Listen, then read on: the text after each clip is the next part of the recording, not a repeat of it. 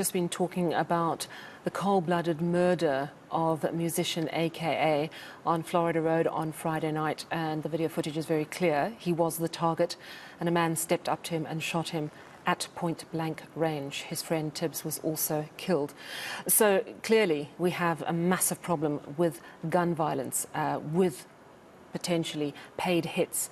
But while we're digesting that, still in KwaZulu-Natal, the news came through last night, 5 people gunned down in Mariannhill. The incident took place at 2 separate car workshops. Now, according to reports, the victims were killed by gangs operating in the area. Our reporter Lethiwe Mdluli has been following the story. She's joining us now from Durban.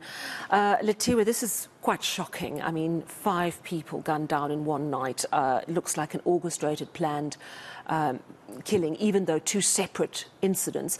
Tell us everything that the police have told you, everything that you've been able to gather about these deaths in Mariannhill.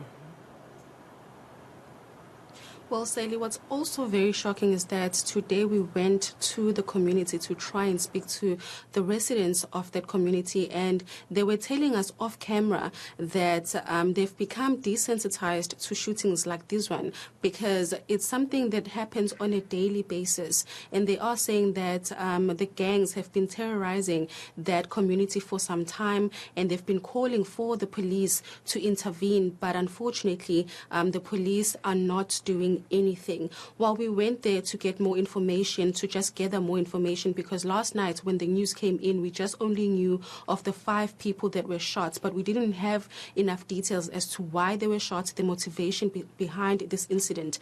When we got there last night and we spoke to the police, they did share that right now they are just also trying to gather more information and investigating the matter. They are saying that for now no one has been arrested, but what took place last night is that 3 gunmen approached the 2 car workshops. The first scene, they shot 2 people dead, and the other one luckily survived. He is in a critical condition in hospital. And we do understand that they then moved to another car workshop that is down the road from the first one, and there they also shot 3 people dead, and as a whole 5 people were shot and murdered. Now, when the police were explaining this, they did share that they've been speaking to locals about what took place, but unfortunately a lot of the residents are scared for their lives. They are saying that they are fearing that they will be targeted because gun violence in that area is something that is a norm. So when I spoke to the family this morning when we visited the area, they did share that they want the motive behind the shooting because they know their brother is someone who's very quiet. He just goes about his business without bothering anyone, and they are saying that they're calling for the police to intervene. While we spoke to them about the kind of person that their brother was and what they think motivated the shooting, this is what they had to say.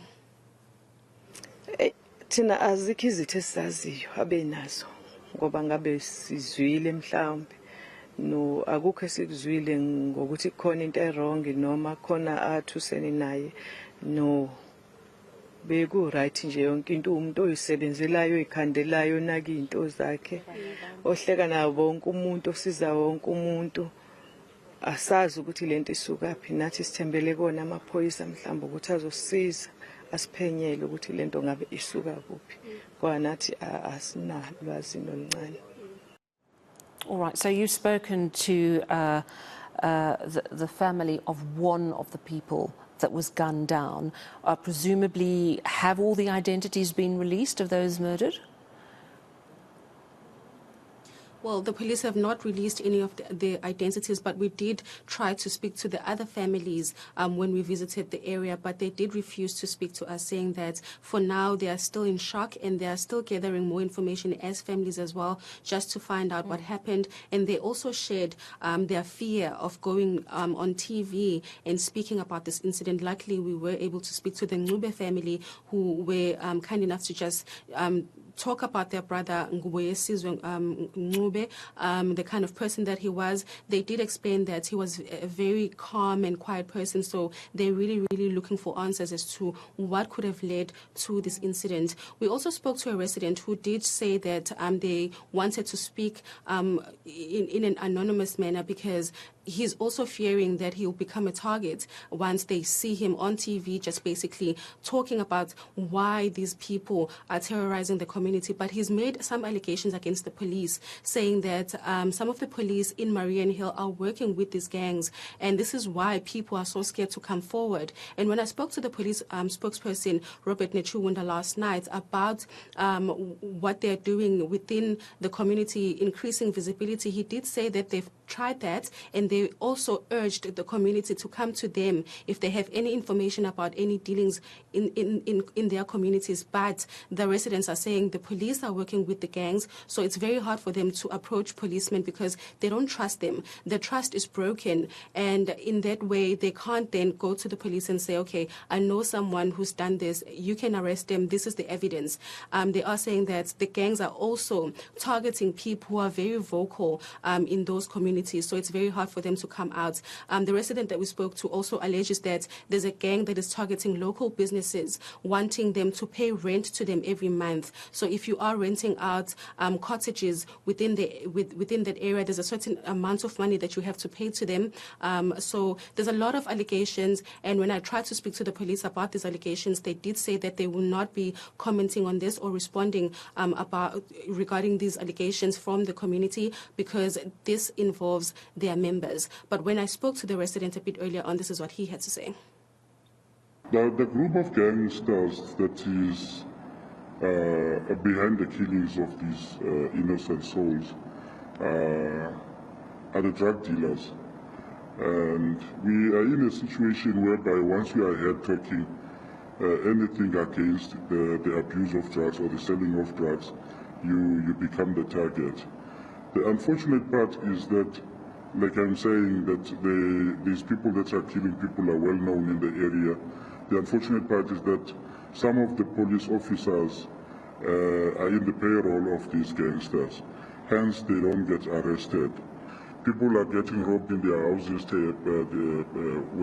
where gangs get into their houses and take away their belongings, take money, and they're collecting rent. And people that have houses that they're renting out, I mean like cottages, you find that those people are forced that if you have like 10 rooms that you're renting out, these gangs will come and say two of those rooms will be paid to them. So that is the kind of crime that we are having here in Mariannhill. Yeah, and in a situation like that, you know, as you explained, the police say, trust us and come and talk to us. And many members of the community saying, well, some of you are corrupt. And the police not really wanting to be drawn into that. This is a very worrying situation indeed. 5 people have died. Suggested that it's linked to gang activity in the area, possibly drug dealing, and 1 person critical in hospital tonight. Thank you so much for that update on the Mariannhill situation. Our reporter Lethiwe Mdluli in Durban.